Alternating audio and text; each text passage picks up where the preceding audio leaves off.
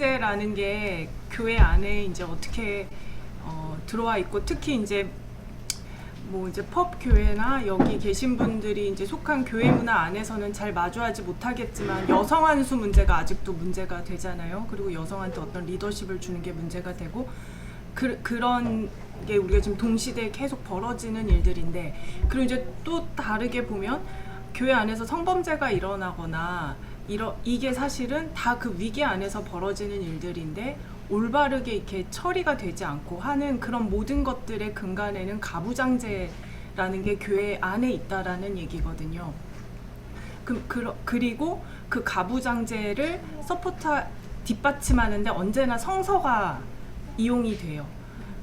그래서 이제 사실 여성이 교회 안에 존재한다라는 것은 교회의 근간을 이루는 가부장제와 계속 싸우면서 사실은 존재를 하는 거고, 그러한 성서 해석에 어떻게든 또 여성의 자리를 만드는 또 다른 성서 해석을 하면서 자리를 찾아가는 일이기 때문에, 특별히 유명한 인물이 등장하거나 어떤 저항의 사건이 없다고 해도 이 교회라는 이 구조 안에서 여성이 여성으로 있는 것, 요즘 같은 이제 성소수자도 포함할 테고, 더 넓게는 조금이라도 이제 소수성을 갖고 있는 모든 존재는 사실 그 존재하는 것 자체가 저항하는 그 일이겠죠. 그래서 교회 안에 가부장제가 어떻게 들어왔고, 그 다음에 성서가 이걸 어떻게 뒷받침하는지를 오늘 조금 보면 좋겠어요. 그래서 시간이 되는 대로 이제 한번 이야기를 해볼게요. 그리고 이건 이제 뭐 제가 연구하거나 알아낸 이야기는 아니고, 성경적 여성의 역사라는 책이 있어요. 그러니까 성경적 여성성, 성경적 그 우먼후드, 영어로 이제 우먼후드라고 얘기를 하는데, 성경적 여성성의 형성이라는 책이 있고, 이 책의 저자는 미국의 이 남침례 교회에 속한 역사학자인데, 미국의 남침례 교회라고 하면 굉장히 보수적인 그 복음주의권 그 교회거든요. 근데 이 안에서 이제 자라고 공부한 사람이 이제 쓴 성경적 여성성의 형성이라는 그 책이 있는데, 이제 그 책을 번역하는 작업을 제가 했었거든요. 그래서 이제 그 책에 나온 내용을 주로 이렇게 이제 전하 거고요. 보수적인 문화 안에, 복음주의권 안에서도 이 정도의 이제 해석은 할 수가 있다라는, 여성에 대해서 이렇게 얘기를 할 수 있다라는 거지만, 사실 우리에게도 굉장히 새로운 얘기들이 많아서 그 책은 이제 한국의 처치걸이라는 제목으로 이제 나왔고, 네. 그래서 그 책도 이제 맥락을 잠깐 이렇게 얘기를 하면, 그 미투 사건이 있었잖아요. 이제 그 안에서 교회는 아무 얘기도 하지 않는 거, 교회도 계속 성폭력 범죄가 있었는데 왜 교회는 아무 얘기도 하지 않을까라는 거에 대해서 이제 이분이 너무 화가 나서 이제 그 책을 쓰신 거거든요. 그래서 이제 그걸 갖고 얘기를 해볼게요. 그 가부장제, 수천 년 동안 하나님을 따르는 이들은 가부장제라고 일컬어졌고, 지금은 상호부관주의라고 일컬어지는 것을 실천해 왔다. 그러니까 교회 안에서 여성 리더십이라든가 이제 여성이 피해자가 됐을 때 일들을 잘 처리하지 않는 사람들이 항상 이렇게 하는 이야기가 이런 이야기들이거든요. 상호부관주의는 어떻게 보면 이제 아래 얘기 나오지만, 뭐 여성의 역할이 있고 남성의 역할이 있다. 남성은 지배자고 뭐 리더로 불렸으면 여자는 약하기 때문에 뭐 보호받아야 되고, 이런 이야기를 이제 저는 사실 교회 안에서 그런 얘기를 들으면서 자랐거든요. 그러니까 이런 것들을 좋게 이제 얘기하는 걸 상호 보완주의라는 거죠. 남자와 여자가 서로 이렇게 보완해주는 각자 역할이 있기 때문에, 그럼 이제 이 이야기가 이제 또 어디까지 이제 확장이 되냐면, 반드시 결혼해야 된다. 그리고 뭐 이제 뭐 남자는 여자랑 결혼해야 된다. 이런 이야기로 이제 이렇게 정상성 이야기로 교회가 너무 쉽게 이제 확장이 되는, 그리고 이제 남성에게 헤드십을 줘야 된다. 그 여성은 종속해야 된다. 뭐 이렇게 이제 발전이 되는데, 네. 우리가 이제 가부장제란 단어가 등장하는 맥락은 뭐 그리스도 종교의 총대주교 뭐 1번, 2번에서도 하지만, 보통 이제 우리가 얘기하는 경우는 3번이죠. 이제 위계를 조장하는 것. 네. 그래서 이제 교회 안에 이런 가부장제가 있고, 네. 그러면 진짜 정말 성서가 가부장제를 옹호하는가를 이제 보려고 하는데요. 성서 창세기 3장 16절 이제 제가 가지고 온 거는 개역 개정이에요. 그리고 여기서 또 한 가지 얘기를 하면 우리는 성서 원본을 보지 않아요. 그렇죠? 언제나 해석된 걸 이미 봐요. 개역 개정을 보냐 이게 법교에는 공동 번역 개정을 보시더라고요. 그렇죠? 세 번역인가? 그러니까 공동 번역이냐 뭐 세 번역이나 여기서도 이미 해석이 들어간 거고 그 번역본에 따라 그것도 해석이고 그다음 여기는 세 번역을 선택했잖아요. 이 선택의 행위도 사실은 성서의 해석이라고 할 수 있는 거예요. 다른 데서는 반말을 하는데 우리는 뭐 존댓말이 들어가는 해석을 하겠다. 이 선택도 해석인 거고 주보에 보면 하느님 같이 이렇게 등장하잖아요. 이런 단어를 사실은 선택하는 것도 성서의 해석인 거예요. 그래서 사실 우리는 학자가 아니어도 이미 내가 어느 성서를 읽냐, 어느 성서를 가지고 고민하냐, 어떤 단어를 쓰냐에서 이미 성서 해석을 하고 있는 거거든요.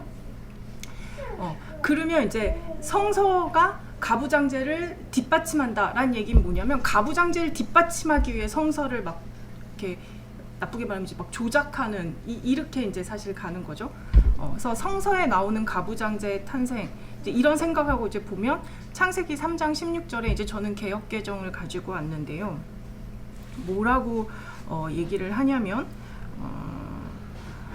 또 여자에게 이르시되 내가 너에게 임신하는 고통을 크게 더하리니 너가 수고하고 자식을 낳을 것이며 너는 남편을 원하고 남편은 너를 다스릴 것이니라 하시고, 그러니까 이게 아담과 하와가 에덴 동산에서 열매를 따먹고 난 다음에 하나님이 하와에게 이제 하시는 말씀이거든요.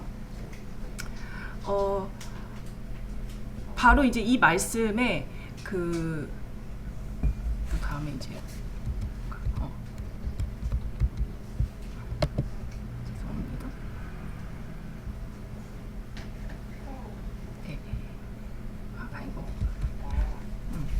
이 말씀에 이제 가부장제가 어떻게 탄생했는가가 나오는데 이 말씀을 이제 라틴어 불가타 성격에서는 슬퍼하는 중에 너는 자식을 낳아야 하고 너는 너 남편의 힘 아래 있어야 할 것이며 그는 너를 지배할 것이다 라고 이렇게 불가타는 이렇게 나온다고 해요. 그리고 20세기에 이제 여성 선교사로 중국에 이제 선교사로 왔었던 캐서린 부슈널이라는 사람은 이제 너는 너 남편 너는 요 앞에 너는 너 남편의 힘 아래 아니군요. 너는 남편을 원하고 그래서 그 남편을 원하고를 방향을 바꾸고라고도 해석을 할 수 있다라고 하면 이제 너는 너 남편에게로 향하고 그가 너를 다스릴 것이다. 이제 요렇게로 볼 수 있다고 이야기를 하는데 이 본문이 이제 가부장제가 탄생하는 거를 보여준다는 거죠. 그래서 처음으로 성경에서 인간 사이에 위계가 등장하는 이제 말씀이다. 그래서 위계는 하나님이 이제 제정하신 게 아니라 그 가부장제를 성경에 반영해서 이렇게 이야기를 한 건데, 다시 말해서 그러니까 인간이 죄를 짓고 인간이 타락하니까 발생한 게 가부장제라는 거예요. 하나님이 태초부터 가부장제를 만드신 게 아니라 죄의 결과가 가부장제라는 거죠. 그러니까 인간이 만든 게 가부장제다. 결국 문명이 만든 게 가부장제고 성경은 이걸 이렇게 반영을 하고 있다. 라고 이제 볼 수 있는 거고요. 창세기 3장 16절의 이야기를 가지고 가부장제는 뒤늦게 이렇게 우리가 오히려 그리스도교 신앙이 혹은 이제 성서가 바깥의 가부장제를 갖고 들어온 거다 라고 이제 오히려 그 근거로 이제 볼 수 있는 말씀이고, 그리고 성서 본문에 계속 나타나는 가부장제는 그냥 단순히 그 시대의 문화에 그냥 순응한 거다. 그러니까 순응한 사람들의 모습이 성서에 나오는 거다. 그래서 인류를 위한 하나님의 이상이 반영된 게 아니다라는 거죠. 그래서 가부장제는 사람이 만들었지 하나님이 만드신 게 아니다. 그리고 그 여기 이제 그 여성 선교사가 너는 너 남편에게로 향하고 그가 너를 다스릴 것이다. 요렇게 이제 그 해석을 할 때 이 이야기 이거는 여성을 지배하려는 남자의 권위가 하나님의 뜻을 부정했고 그다음에 성서에 이 남성의 반란이 오히려 영구적으로 이렇게 찍힌 거다, 새겨진 거다라고까지 이렇게 보기도 해요. 그래서 그리고 가부장제가 단순히 저주의 그 결과가 아니고 아담은 스스로 하나님의 권위를 주장하면서 반역한 거고 하와는 하나님 대신 아담을 따르면서 반역하게 된 거다. 그러니까 그 위계 안으로 들어갔기 때문에 인간 사이에 위계가 생겼기 때문에 반역한 거다. 라고 그 이야기를 해요. 근데 그 초기 문명과 이제 인간 사회의 출현을 증언하는 증거들, 그러니까 아까 설교 중에도 그 마루둑 이야기 이제 등장했었는데 그 수메르의 길가메시 서사시라든가 뭐 고대 인도의 라마야나 같이 이렇게 문명이 우리가 그 문명이 이렇게 아주 고대 때 이렇게 문명이 일어났던 지역에 남는 이런 기록들을 보면 그 인간이 농경을 시작하면서 이제 정착하는 이야기가 나오고 그러려면 이제 엄청난 그 노동력이 필요하잖아요. 그러니까 이제 당연히 남자의 힘이 중요해지고 이런 안에서 남성이 통제력을 갖고 지배력을 갖는 게 이제 중요해지고 이러면서 자연스럽게 성에 따른 위계가 이렇게 등장하게 되는 이야기가 아주 재미있고 부드럽게 나오거든요. 그러니까 그게 농경 사회, 그러니까 큰 노동력이 필요한 그 인간의 생활 방식과 가부장제가 굉장히 연결돼 있다는 거죠. 근데 이게 또 성서에 어떻게 반영돼 있냐면 하나님이 여자는 이렇게 될 거고 남자는 이렇게 될 거다. 그러면서 남자한테 뭐라 하냐면은 땅을 경작해야 먹고 살 거라고 이야기를 하시잖아요. 그러니까 이런 초기 문명에서의 큰 노동력과 위계의 관계가 사실 성서 안에서도 우리가 발견할 수 있는 거다. 그렇고요. 그러면 이제 우리가 네, 그리고 이제 우리가 보통 그 성서가 여성을 좀 배제하고 여성의 리더십을 좀 잠재우고 할 때 이렇게 바울 서신을 근거로 많이 들잖아요. 그럼 이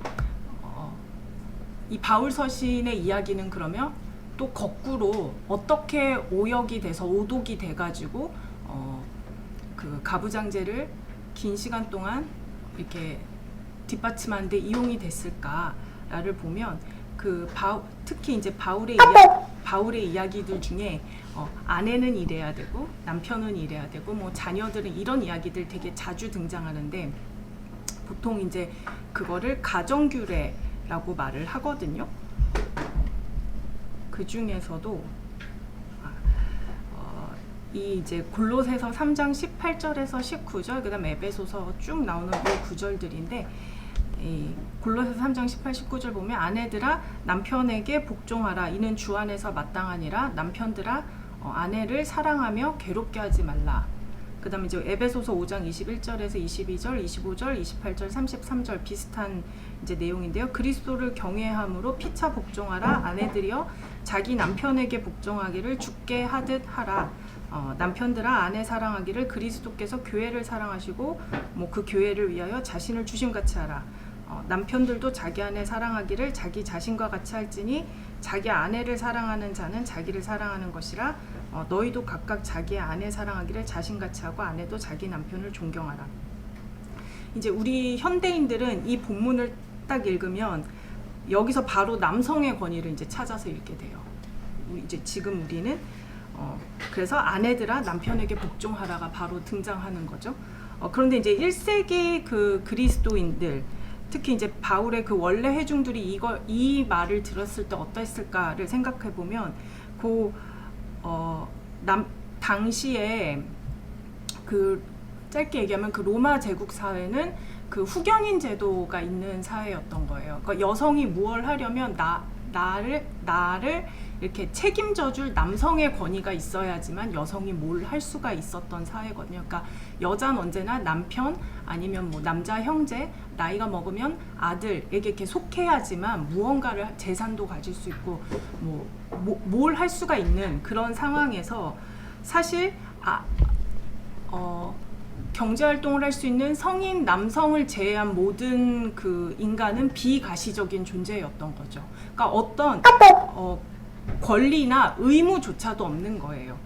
그런 여성에게는 뭐 해라라는 그 권리조차도 가질 수가 이제 없는 그런 상황에서 이제 바울이 이런 이야기를 한 거고요. 반면에 그 아리스토텔레스라는 사람의 이제 정치학, 이 아리스토텔레스라는 사람이 이제 이야기한 것들이 4세기, 5세기 이후에 그 로마 제국 안에서 이렇게 교양 있는 남성들의 이야기였고, 그다음에 아리스토텔레스의 이야기가 그렇죠. 아리스토텔레스가 이렇게 편치한 플라톤의 이야기, 그리고 그 이후에 이제 신플라톤주의 이야기를 아우구스티누스라는 사람이 이렇게 가지고 와서 사실 우리가 지금 가지고 있는 굉장히 그 교리적인 기독교가 형성이 되는데 뒷받침이 되거든요. 그러니까 이제 이 아리스토텔레스라는 사람은 또 어떻게 이야기를 하냐면, 바울이 아까 그렇게 이야기한 반면 아리스토텔레스라는 사람은 이제 정치학에서 인간에 대해 어떻게 얘기하냐면, 우리는 가정 운영에 세 부분이 있음을 보았다. 하나는 노예를 지배하는 주인의 통치이며, 다른 하나는 아버지, 세 번째는 남편이다. 그러면서 이제 그 밑에 남편과 아버지는 이래야 된다 쭉 나와요. 그러니까 혹시 이 바울의 이야기와 아리스토텔레스 이야기의 차이가 느껴지시나요? 제가 이렇게 말을 잘 원활하게 못해서 그러니까 아리스토텔레스의 이야기는 뭐냐면 남성에게 다스릴 방법을 가르친다는 거죠. 그리고 남성에게 왜 통치할 권리가 있는가를 이야기를 해서, 그리고 이 담론에는 소수자들이 등장하지 않아요. 그러니까 정의를 통치하는 주인, 아버지, 남편인 그러니까 정의는 통치하는 그러니까 정의를 통치하는 일은, 정의를 이루는 일은, 어떤 화평을 이루는 일은 아버지, 남편, 어떤 로마 남성의 영역인 거죠. 그러니까 담론이 오로지 남성한테만 이제 가 있어요. 그러니까 근데 이제 대조적으로 바울의 이런 규례들은 여성의 역할도 있다. 남자들만 하는 게 아니라 여성의 역할도 있고 자녀의 역할도 있다. 뭐 노예의 역할도 있다 해서 사실 담론의 주체로 모두를 가지고 들어오죠. 그래서 1세기 이 그리스도인들이 로마 제국 문화가 익숙한 사람들이 이 글을 읽을 때는 어쩌면 우리와는 조금 다르게 이게 이제 익혔을 수도 있다. 그래서 기독교의 이런 가정 규례는 가정 안에서 말하고 행동하는 남성에게만 권위를 부여한 게 아니라 그리스도 안에서 신앙으로 함께 맺어진 그런 그 공동체 구성원 각각에게 권위를 또 책임을 또 행동할 이유를 이제 이야기를 한다라고 이렇게 보면서 이 바울에 대한 오해 한계를 조금은 풀어볼 수가 있고요. 그다음에 이제 두 번째가 그 남녀가 나뉘어 있다. 특히 남편과 아내가 이렇게 남편이 지배하고 아내는 종속해야 된다라는 그 말씀의 근거로 이 에베소서가 되게 자주 등장하는데, 아까 이제 제가 성서는 해석하는 거라고 그 말씀을 드렸잖아요.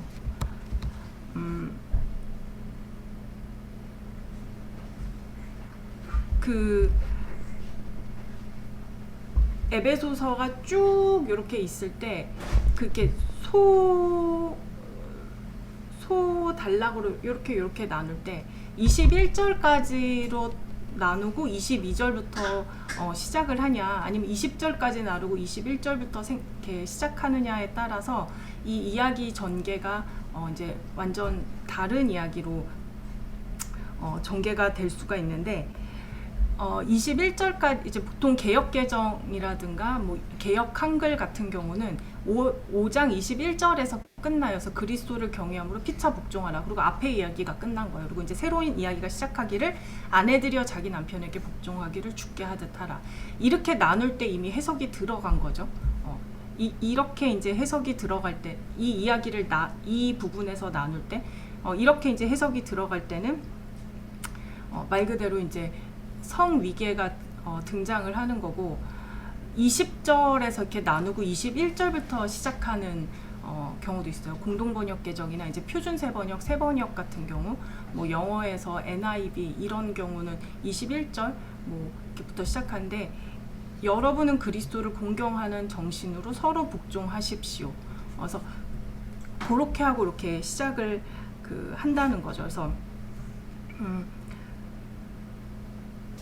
그 여성이, 남성과 여성은 사실 그 그리스도 안에서 있는 거고, 뭐 이렇게 이제 시작을 할 때 이 가장의 뭐 책임자는 예수 그리스도시다라는 게 이제 더 거기에 더 방점이 있는 이야기로 또 이렇게 읽히기도 하는 거고요. 그리고 또 이렇게 이제 에베소서를 본다면 또 이제 그 당시에 로마 제국 안에서, 특히 아테네 안에서의 사람들이 생각했던 남녀의 그 개념을 가지고 바울의 이야기를 다시 또 보면 이제 아리스토텔레스의 동물의 생성에 대하여에 보면 이제 이때 여자에 대해 이렇게 얘기를 해요. 여자는 말하자면 기형의 남자와 같다. 왜냐하면 여자들은 그들의 본성이 더 약하고 차갑기 때문이다. 말하자면 우리는 여자의 상태를 기형의 존재로 봐야 된다. 뭐 이세기 갈레노스라는 사람도 미완성의 남자가 곧 여자다. 그러니까 이 시기에 여성을 생각할 때는 남성이 기형을 가지면 그게 여성이라고 생각을 한 거예요. 그러니까 여성 자체가 온전한 몸을 가지고 있지 않다고 생각을 한 거죠. 잘못됐다고 생각을 한 거죠. 근데 이제 그래서 이게 이제 보편적인 인간에 대한 생각일 때 바울이 에베소서 5장 27절 29절에서 어떻게 얘기를 하냐면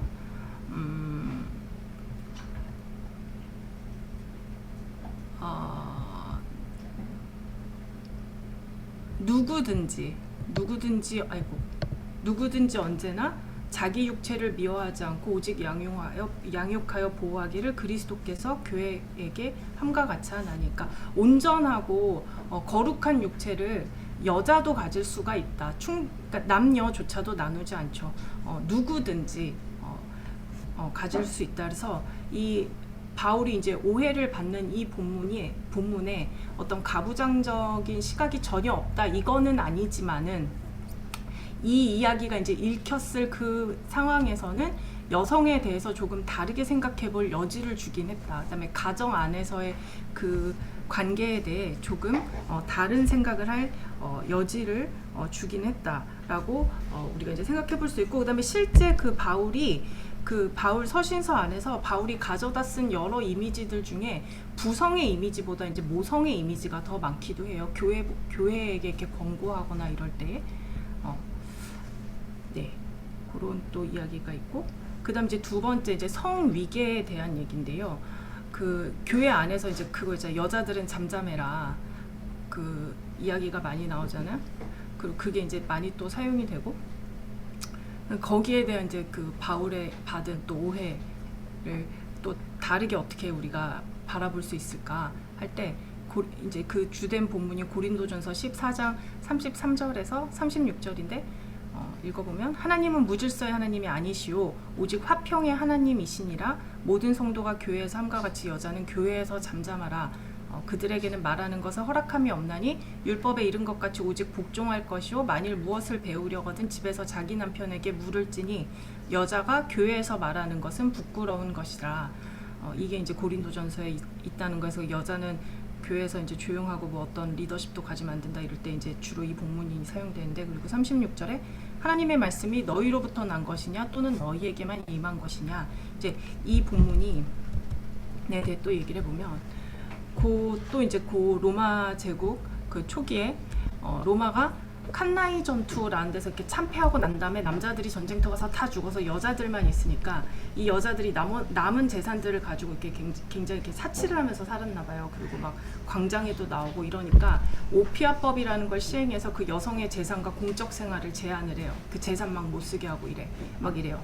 그래서 그런 이제 이 오피아법이 한시적으로 시행이 됐었는데, 로마 제국이 위기를 이제 극복하고 난 다음에 이제 그 오피아법을 폐지해야 된다 라고 했더니 아니다. 여성의 재산과 공적 생활을 제한하는 오피아법을 계속 유지해야 된다. 라면서 이제 카토가 한 연설인데 여기서 뭐 가정에서 우리의 자유는 여자의 분노에 정복됩니다. 이런 얘기를 쭉 하면서 이게 무슨 행동입니까? 공공장소에서 뛰어다니고 거리를 막고 다른 여성의 남편에게 말을 걸다니 가정에서 당신의 남편한테도 같은 질문을 던질 수 없지 않습니까? 그러니까 이 말이 사실 앞에 고린도전서 안에 바울이 한 얘기하고 굉장히 조금 비슷한 느낌의 이제 말인데요.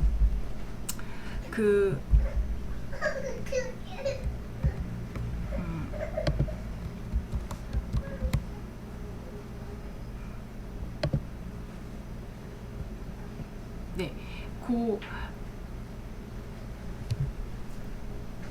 바울은 당시 이제 로마 시민이었고 또 특히 그 지식인이었잖아요.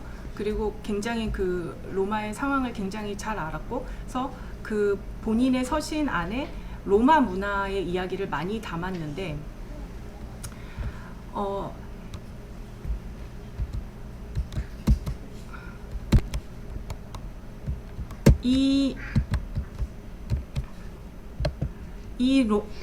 고린도전서 14장의 말씀도 우리가 어떻게 얘기를 할 수 있냐면 33절에서 35절까지가 로마의 관습을 이야기한 거라는 거예요. 로마의 관습을 이야기를 한 거고 36절에서 로마의 관습을 쭉 이야기한 다음에 뭐라고 하나님의 말씀이 너희로부터 난 것이냐 또는 너희에게만 임한 것이냐 하고 이렇게 그러나의 이야기로 한다는 거죠. 근데 우리가 이렇게 충분히 유추해 볼 수 있는 이유가 뭐냐면 이게 바울이 가진 되게 독특하다기보다 되게 그 말버릇인 거예요. 바울의 그 말버릇인데 같은 고린도전서 안에서 6장 12절에 보면 모든 것이 내게 가하다. 모든 것이 내게 가하다. 그렇지만 유익한 것이 아니요. 이런 말투를 많이 쓴다는 거예요. 바울의 되게 많은 말버릇이 고린도전서 7장에도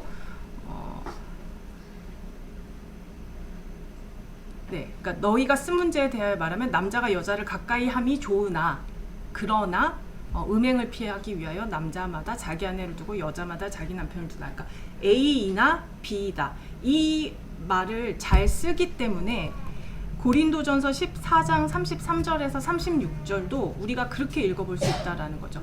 로마의 법은 로마의 문화는 여자는 교회에서 잠잠하라. 오직 복종해라. 남편에게 물어라. 여자가 교회에서 말하는 건 부끄러운 것이다.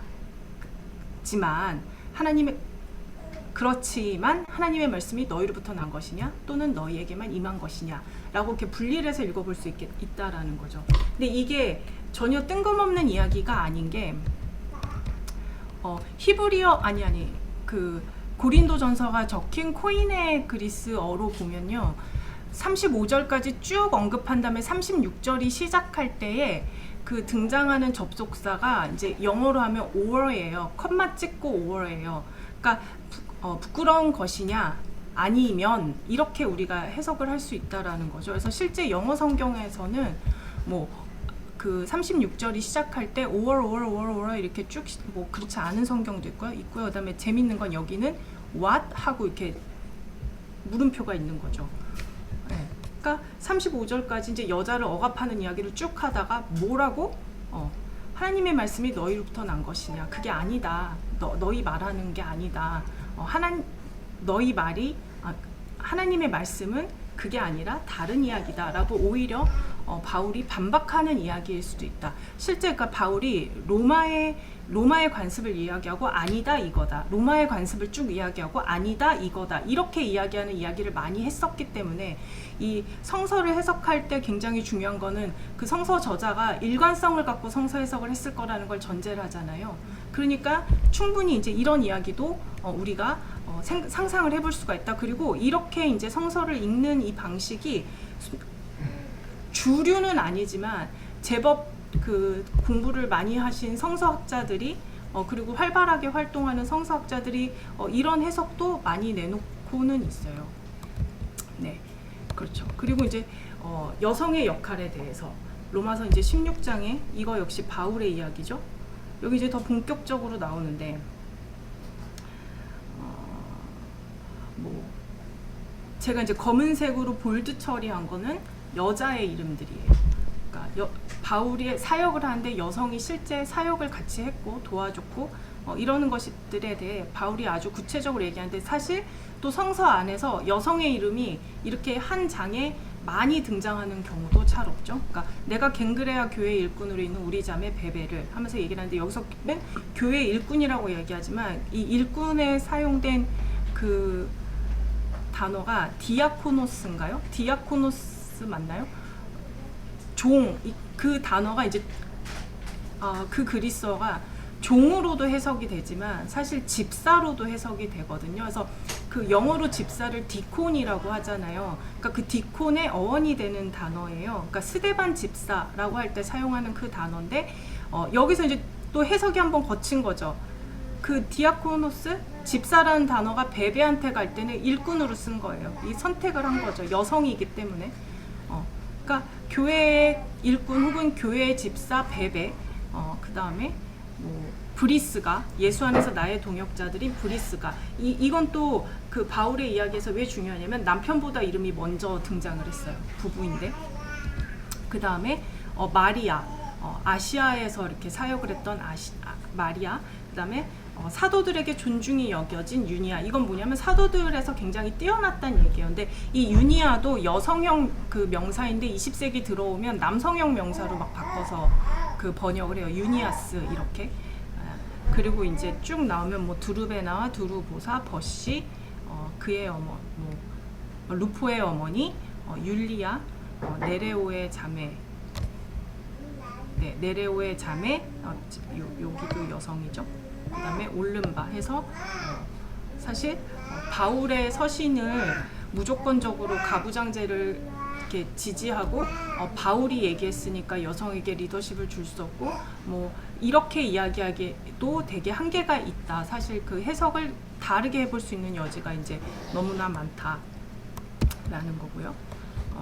그래서 이제 성서가 이렇게도 해석이 될 수 있는데, 그러면은 왜 그 교회의 그 2000년 역사 안에서는 자꾸만 여성을 배제를 하려고만 했을까라고 할 때, 사실은 뭐 중세로 가면 그 사제 독신주의, 성직주의 해가지고 요거 좀 보면서 할게요. 네. 요렇게 이제 초대교회라든가 뭐 그 그리스도교가 어떤 권력이라든가 제도로 자리 잡기 전에는 이렇게 조금 굉장히 플렉서블하게 여성들에게 혹은 소수자들에게도 자리를 내주면서 성서를 읽었는데, 왜 지금 이제 우리는 또 다른 성서 해석을 듣는가라고 할 때, 이제 역사를 거치면서 여성을 이렇게 교회 안에서 여성의 자리를 없애려고 한 그런 움직임이 역으로 성서를 해석하는데 이제 사용이 됐던 거겠죠. 그래서 이제 이게 중세를 거치면서는 이제 중세 안에서는 여성이 어떤 자리를 갖는가, 중세를 거치면서 이게 이제 짧게 얘기할게요. 중세를 이제 거치면서 그 교회가 이게 제도교회로 자리를 잡아가면서, 제도교회가 이제 우리는 그래도 세속사회, 군주사회하고는 달라야 되는데 그러면 어떻게 해야 될까라고 이제 고민을 했을 때 사제들이 결혼하지 말아야겠다. 그리고 그 사제직을 주는 게 사제가 사제에게만 사제직을 주게끔 해야겠다라는 걸 하는 거예요. 그러니까 이 세속사회에서는 그 아버지의 권위가 아들에게로 물려가고 뭐 이렇게 가는데, 그거를 이제 통제하기 위해 중세 안에서는 뭐 이렇게 독신이 중요해지고 그 성직주의가 굉장히 중요해서 실제 11세기, 12세기 전까지는 신부들도 다 결혼하고 그랬거든요. 근데 이제 11세기부터 이 독신주의가 굉장히 강해지는 거예요. 그리고 이런 문화 안에서 뭐가 되냐면 좋은 여성은 뭐냐? 동정녀. 이 생각이 이제 굉장히 강해지는 거죠. 그래서 이때 되게 좋아했던 그 성서 인물의 얘기 중에 뭐가 있냐면 마르다와 마리아 이야기를 되게 좋아해요. 그래서 이 대중들에게는 마르다와 마리아가 이제 그 성서 그 다음의 이야기로 막 이어지는데, 막 마리아는 프랑스 선교사로 막 가고 그 가서 이제 막 그리스도교를 전파하고 마르다는 막 용하고 싸우고 막 이런, 그래서 용을 죽이고 막 이런 이야기들이 막 나와요. 그러니까 그래서 중세 안에서는 이렇게 동정녀고 결혼을 안 하고, 그래서 또 수녀원으로 가서 거기에 내가 평생 헌신하면서 수도하고 이제 이런 여성들을 막 이제 아주 드높이는 거죠.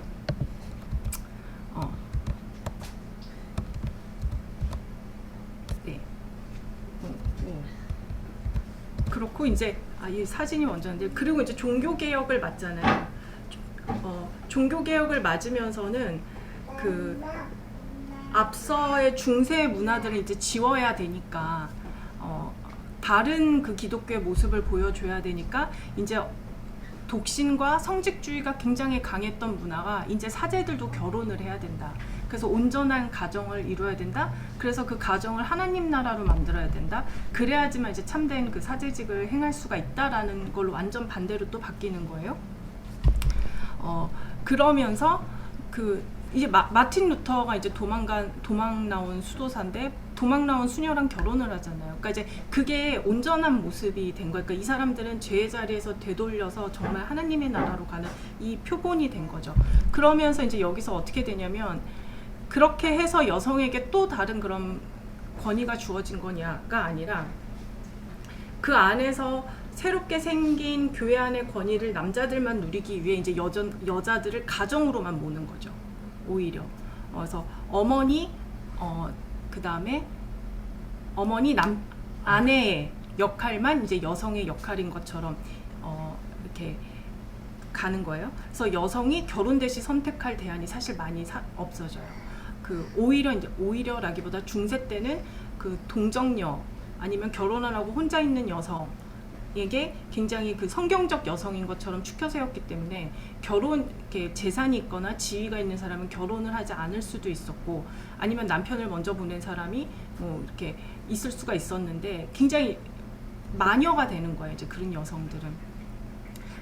그러면서 이게 여기서 끝나지 않고 이제 근대화로 넘어가잖아요. 근대화가 넘어가면서 이 고성규 목사님 훨씬 더 잘 아실 것 같은데, 그 유럽에서는 그 작은 동네들에서 맥주를 빚었단 말이에요. 그래서 이걸 여성들이 그냥 그 집에서 소일거리로 해서 그걸로 이제 일을 하는 이런 거연, 뭐 살림살이 돈 좀 버는 이런 일들이었는데, 근대화를 겪으면서 이게 이제 전문 기술자들이 인맥을 가지고 맥주 양조를 하기 시작하는 거죠. 그러니까 여성들한테 이제 그런 일들도 없어져 버리고 판로도 없어져 버리고 막 이렇게 돼요. 근데 이게 이 종교 개혁에 들어와서 만들어진 성경적 여성이 그럼 여성한테 오늘 좀 편안하게 했냐? 그렇지 않은 게, 마틴 루터가 죽고 난 다음에 그 루터의 아내가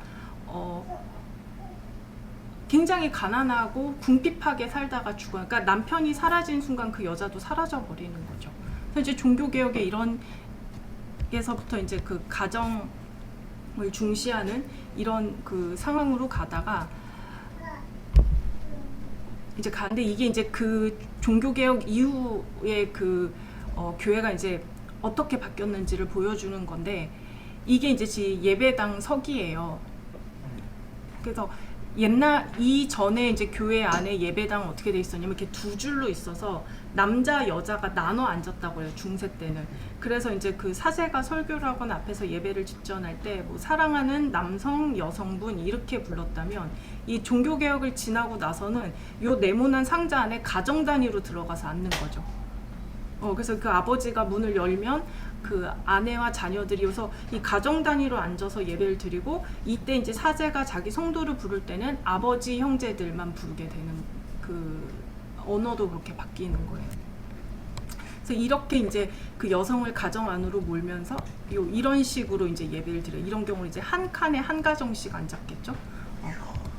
진짜 웃기죠. 이러다가 이제 산업화를 막고 막 도시가 생겨나고 이러면서 오히려 그 여성을 좀 더 가정 안에만 묶어놓죠. 그러니까 전문적이고 위험하고 도시에서 일을 하고 이런 것들은 더 남성의 일이 이게 이제 공고해져 버리는 거예요. 그다음에 19세기 때 그 자연과학이 여성과 남성은 생물학적으로 다르다. 그러니까 지금은 그렇게 말하진 않아요. 다시 새로운 과학혁명 20세기 들어서 그런 것들을 겪고 나서 이제 다르게 해석을 하는데 19세기 이제 뭐 그런 과학적 사고방식이 일면서 요렇게 이제 얘기를 하고 하면서 오히려 이제 아내의 역할과 여성의 경건한 본성을 아주 강조하는, 그러면서 이제 가정성이라는 게 이제 막 신성화되는 거예요. 아주 그러면서 여성에게 이제 4가지 덕목을 요구를 하는데 경건함. 그래서 여성은 선천적으로 남성보다 더 종교적이며 영적 문제에 더 민감하다. 이는 남성보다 여성에게 자녀들을 영적으로 교육하고 지도할 준비가 갖춰져 있다. 그래서 여성은 이런 특성을 기르는데 초점을 두어야 한다. 그래서 사실 저도 이런 얘기를 들으면서 이제 큰 것 같긴 해요. 교회 안에서 너무 자연스럽게. 그다음에 이제 순결. 그래서 여성은 선천적으로 성적인 생명체가 아니다. 그래서 남성보다 더 순수하고 성적 욕구는 오로지 여성이 어머니가 될 수 있게 함으로 중요하다. 이게 되게 재밌는 게 뭐냐면 아까 이제 중세 때는 아까 얘기했듯이 마르다가 칼을 뽑아서 용을 죽이고 막 이런 이야기가 회자가 됐는데 종교개혁을 거치면서 여성은 약하고 이렇게 돌봄받아야 될 존재로 바뀐 거예요. 그리고 중세 때는 그 그림들을 보면 여자가 그 뱀하고 동일하게 등장해요. 그러니까 여자가 남자를 유혹하고 막 이렇게 등장한다면 종교개혁을 거치면서 성적 욕구도 없는 존재로 이렇게 바뀌어버리는 거죠. 그래서 여자가 옷을 좀 덜 입고 다니면 남자의 그 욕망을 건드린다. 이런 이제 담론으로 번질 수 있는 게 되는 거죠. 신성화된 가정성에서 순결을 이야기하는 게 이어서 이제 복종, 뭐 여성은 이끌도록 리더하도록 계획되지 않았다. 그렇기 때문에 정치나 경제 영역에 가는 게 이제 옳지 않다. 뭐 이런 이야기도 하고요. 그리고 가정성. 여성은 집 밖에서 일하도록 계획되지 않았다. 그러니까 집에 있어야 된다. 그리고 가사노동 기술을 향상하는 데 집중해야 된다. 그리고 19세기 지나면서 해서 실제 그 가정이라는 과목이 이 시기를 지나면서 이제 등장했다고 해요. 그리고 이쯤 됐을 때 이제 영국이나 미국이 세계 선교를 막 하잖아요. 그러니까 요런 기독교가 사실 동아시아에 그대로 들어온 거고 우리가 이제 잘하고 배운 그 기독교는 사실 거기서부터 이제 사실 시작이 된 거죠. 그리고 이제 이런 여성성에 대한 이해가 현대의 성서 번역에도 영향을 미쳐요. 뭐 여러 이제 사례들이 있는데 그 중에 하나가 뭐냐면 이제 창세기 2장 22절에서 24절인데요. 여기 보면 여호와 하나님이 아담에게서 취하신 그 갈빗대로 여자를 만드시고 그리고 이제 아담에게 데리고 왔더니 그 둘째 줄 끝에 보면 남자에게서 취하였을즉 여자라 부르리라. 이러므로 남자가 부모를 떠나 그의 아내와 합하여 둘이 한 몸을 이룰지로다. 아담과 그의 아내 두 사람이 벌거벗었으나 부끄러워하지 아니하니라. 자, 여기서 남자 아담 이렇게 불리거든요. 근데 여자는 여자 아내 이렇게 불려요. 근데 재밌는 건 뒤에서 아내가 앞에 여자와 똑같은 히브리어예요. 네. 이 영어 성경에도 다 his wife 이렇게 나오거든요. 근데 히브리 문화에서는 남편 아내 결혼이라는 개념이 없었어요. 그 라헬과 레아도 남편 누구죠 남자가? 야곱이잖아요. 야곱의 레아와 라헬도 야곱의 여자들이라고 나와요. 히브리어에서 보면. 그리고 그 여자라는 건 단지 그냥 남자의 반대 여자 이게 아니라 시어머니를 일컬을 때도 그 여자라 그 단어를 쓰고, 그러니까 굉장히 많은 첩을 일컬을 때도 그 단어를 쓰고, 처음 만난 여성을 일컬을 때도 그러니까 굉장히 그 히브리어 그 단어에 한 20가지가 넘는 의미가 이제 들어가 있는데 그 단어로 지금 여자 이렇게 부른 거거든요. 그리고 난 다음에 이제 아내를 선택을 한 거죠. 그러니까 그 너무나 자연스럽게 우리 이제 이 이야기를 읽으면 아담과 하와의 관계를 결혼의 관계로 상상을 한다는 거예요. 그리고 부모를 떠나는 걸 결혼의 관계로 상상을 한다는 거죠. 그래서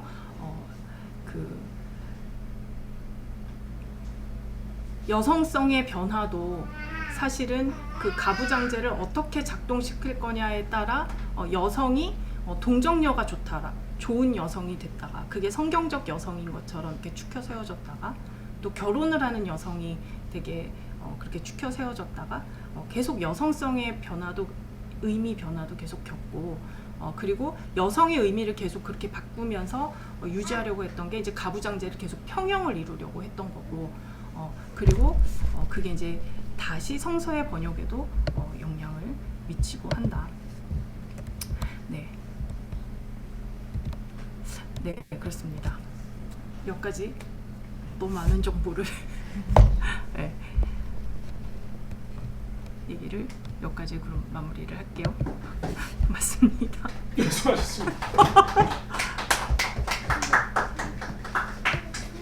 네. 시간이 조금 지금 됐습습니다만 이건 이민희 목사님의 잘못이 아니고요. 모두 다 이정훈 목사님의 잘못이고요. 네. 아까의 그 이정훈 목사님이 지금 허리 통증 때문에 예, 이게 그 휠체어에 오래 앉아있기가 좀 쉽지 않으세요. 그래서 하늘 특표기 때문에 오늘 어렵게 오셨다 가셔서 아까 조용히 예, 그 말씀하시는데 방해된다고 죄송하다며 조용히 가신다고 하셨습니다.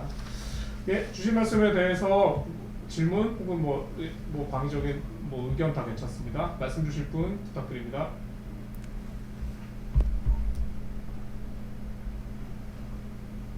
오늘 아까 제가 오늘 말씀하신 제목을 좀 찾고 있었는데 그 기억나는 게 싸우자 뭐 이런 거. 네.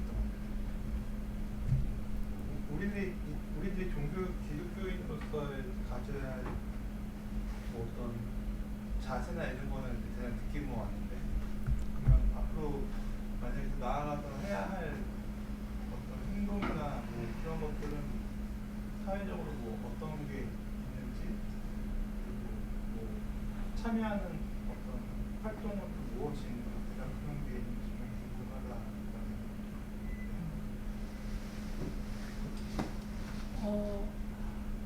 제 생각에는 그냥 내가 내 옆에 만나는 사람하고 관계에서 가능한 위계를 걷어내려고 의도적으로 하고 그다음에 언어 같은 것도 계속 표현 같은 거 이제 생각해야 되지 않을까.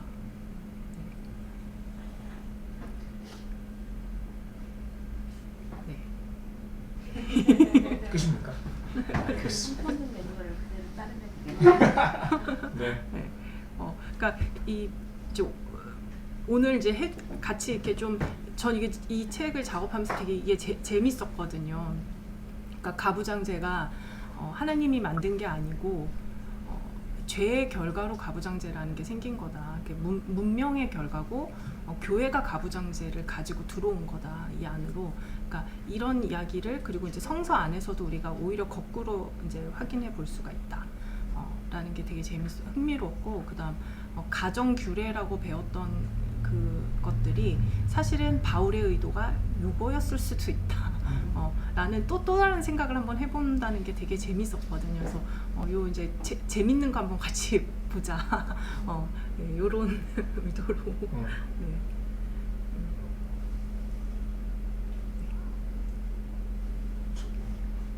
저도 지금 이 말씀하신 거 들으면서 되게 흥미로웠거든요. 새로운 이야기 같았고 저는 솔직히 바울 때문에 이 기독교에 대한 조금 안 좋은 생각을 했던 거.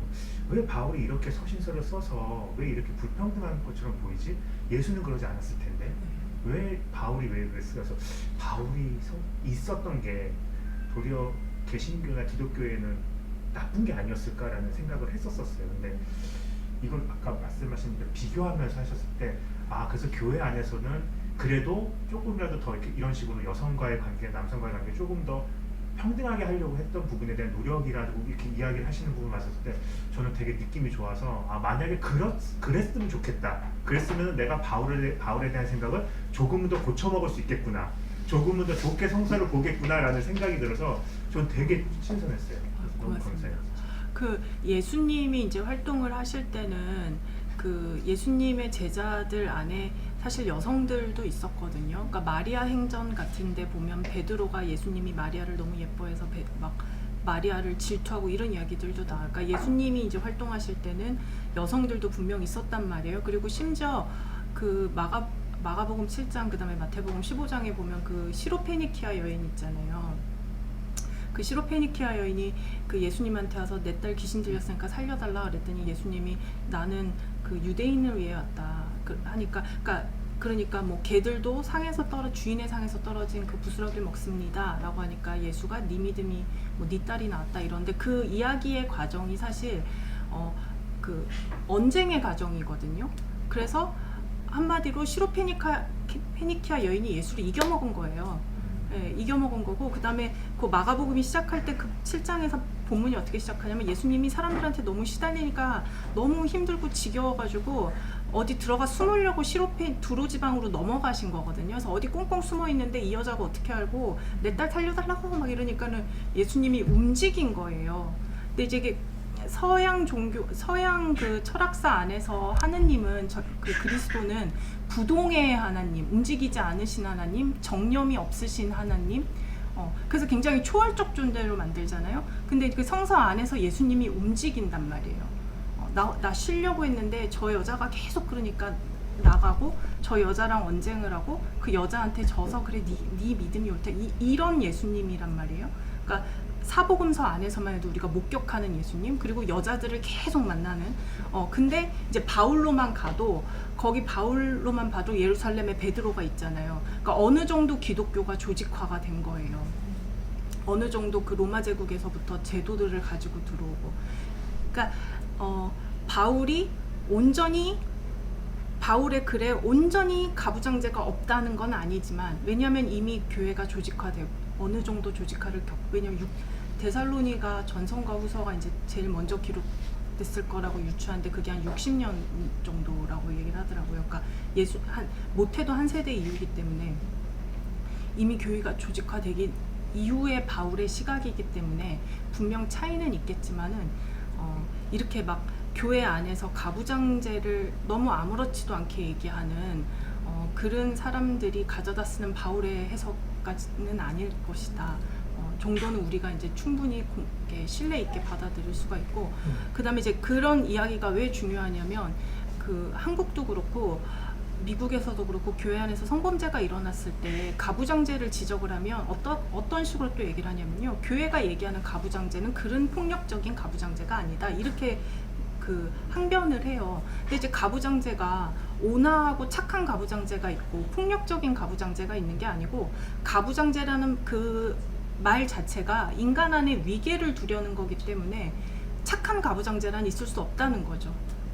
없다는 거고 그다음 가부장제를 남녀의 관계로만 볼 게 아니라 사람 안에 어떤 조건을 가지고서 타고난 조건을 가지고서 위계 구조를 넣는 거라면 이거는 너무 쉽게 인종으로 확장될 수가 있고 인간이 타고난 조건으로 확장될 수가 있는 거죠. 그래서 사실은 더 넓게 보면 인간과 비인간의 위계도 어떻게 보면 우리가 충분히 가부장제로 볼 수 있는 거고 인종 문제로 가부장제라고 볼 수가 있는 거죠. 더 넓게 이렇게 성소수자 이슈도 사실은 가부장제 구조 안에서 너무나 자연스럽게 볼 수가 있다. 목사님 다시 보게 됩니다. 다시 보게 됐어요. 아 예. 그렇게 안 봤는데 그렇게 안 봤는데 번역서가 꽤 많고 굉장하신데요. 안 굉장하게 보셨던 거군요. 그쵸. 처음은 뭐 상담하시고 막 까불고 이렇게 봤는데 정말 대단하시네요. 검색하셨어요. 역시 다시 보기가 중요하네요. 정말 왜냐면 이 책은 제가 꼭 사서 볼게요. 첫 직업. 재밌게 네, 너무 재밌을 것 같고 오늘 이야기 들은 것만으로도 저는 좀 충격적이었거든요. 왜냐면 첫 마디부터 충격적이었는데 진짜로 책에서 말하는 것처럼 한번 펼치면 닫지 못할 것 같은 그런 책일 것 같다라는 생각은 들어요. 반드시 사서 읽겠습니다. 내일 당장. 알겠습니다. 다른 분 혹시 질문이나 의견 주실 분 계십니까? 네. 네. 목사님 오늘 말씀해 칠 전제는 역시 성서를 읽는 방법, 각자에 따른 해석이다 연결을 주셨고 그리고 오늘 강의를 통해서 말씀을 통해서 제가 느낀 건 역시 종교는 기독교는 보수를 지향할지 모르겠지만 하느님의 사랑과 그리고 예수님의 사역은 분명히 시대를 앞서가는 진보를 지향하고 있었다. 그리고 그것을 우리에게 보여주고 있다. 그런데 그렇게 살아야 된다라는 부분을 강조를 하고 계신다라는 얘기하고 확신을 다시 한번 느끼게 되고요. 그리고 우리가 실은 그 만파경탄하고 그 예배 전에 성경 말씀 공부하는 시간이 있어요. 그래서 올해 전반기에 박경리 교수님 그 성소수자에 관한 강의를 우리가 들었었는데 그분께 이제 그 실천적인 아까 우리 철영님께서 말씀하신 실천 담론에 대해서 여쭤봤는데 그분께서 하신 말씀은 지금 기독교의 담론들을 기존의 기성교회들이 가져가 있는 상태, 엉터리 같은 말도 안 되는 그것을 가져와야 된다.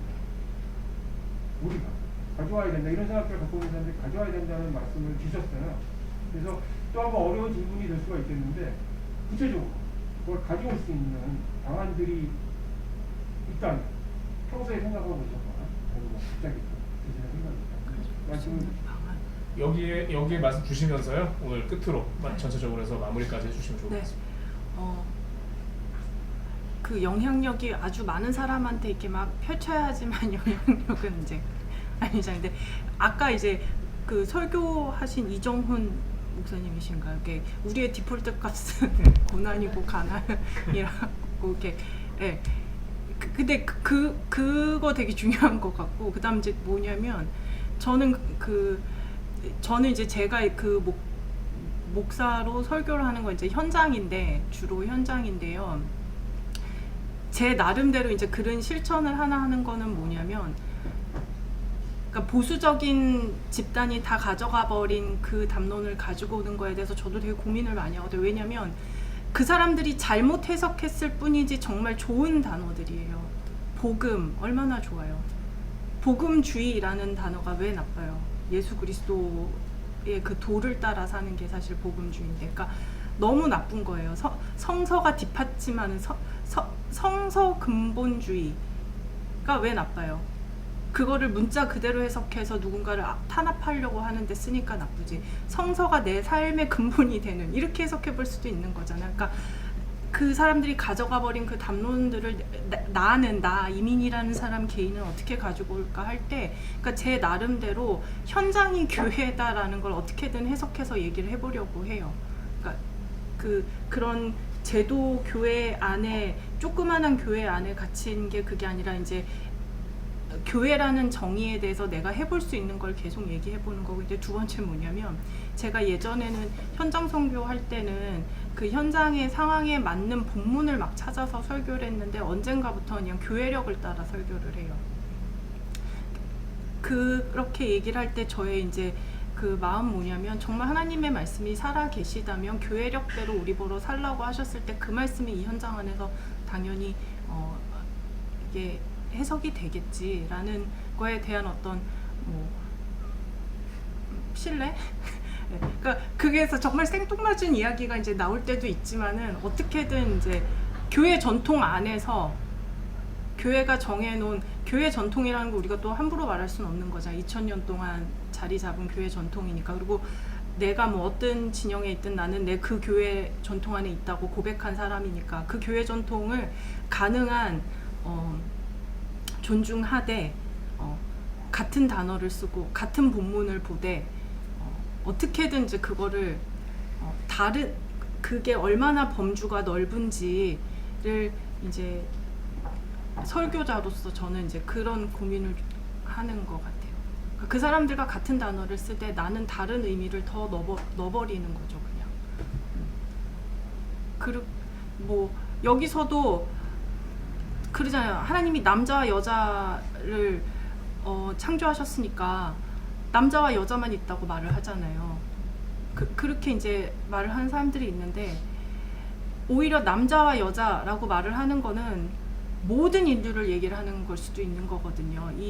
고대 히브리언 교회인들의 언어 습관이 뭐냐면 자기들이 생각할 때 정반대에 있다라고 생각하는 두 개를 이야기를 해서 전체를 말을 하거든요. 제일 대표적인 게 창세기 1장 1절에 하나님이 천지를 창조하시니라 할 때 그 천지가 하나님이 하늘과 땅을 창조했단 말이 아니잖아요. 천지를라고 얘기를 해서 우주 전체를 얘기를 하는 거잖아요. 바울도 뭐 그리스도 안에서는 남자도 없고 여자도 없고 노예도 없고 뭐 주인도 없고 헬라인도 없고 유대인도 없고라고 얘기할 때 헬라인과 유대인만 말하는 거 아니잖아요. 헬라인과 유대인을 얘기함으로써 모든 민족을 포함하는 거거든요. 그러니까 그런 그 사람들의 말버릇을 염두에 두고서 하나님이 남자와 여자를 만들었다라는 거는 사실 모든 인류를 만들었다라고 얘기를 할 수도 있는 건 거예요. 그거고 그다음에 다른 하나는 뭐냐면 그때 이 사람들이 아는 게 요 정도였던 거예요. 얼마나 인류가 인간의 존재가 다양한지 몰랐다는 거. 그러니까 계속 그 다른 개념을 내가 더 집어넣어서 똑같은 단어를 쓰는 거. 네, 그러려고 저는 좀 노력하는 것 같아요. 네, 그러면서 이 펍 교회의 존재도 그런 게 아닐까. 네, 교회인데 다른 이런 교회도 있을 수 있다. 다른 교회도 있을 수 있다. 얼마나 놀라워요. 고맙습니다. 네, 이렇게 마무리하겠습니다. 네. 네, 저도 되게 열심히 잘 들었고요. 드리고 싶은 질문이 많지만 뒤풀이 때 하는 걸로 그렇게 하겠습니다. 수고 많으셨고요. 긴 시간 고맙습니다. 고맙습니다. 고맙습니다.